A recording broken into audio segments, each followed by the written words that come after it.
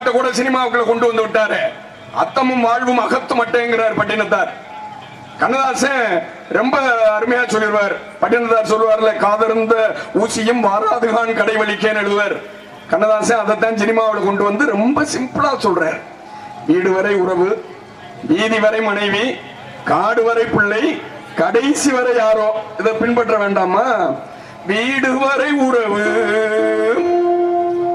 வீதி வரை மனைவி, காடு வரை பிள்ளை, கடைசி வரை யாரோ, கடைசி வரை யாரோ. இந்த 4 வரி உலக தத்துவம்ங்க.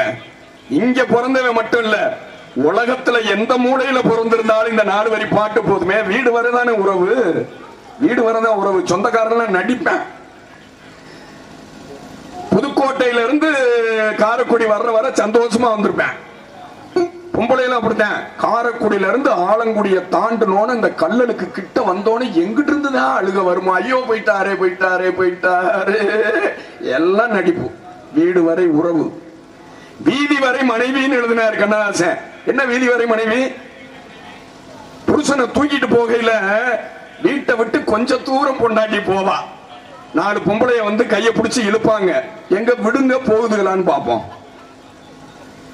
விட்டு பாருங்க போகுதுகளான்னு பாப்போம்.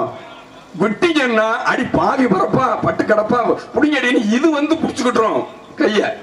வீதி வரை மனைவி, காடு வரை பிள்ளைனா கண்ணதாசன். ஈமச்சடங்கு செய்யறதுக்கு சுடுகாட்டுல பானையில ஓட்டையை போட்டுட்டு அப்படி சுத்தி வந்து கொல்லி வைக்கிறதுக்கு தாயா பிள்ளை.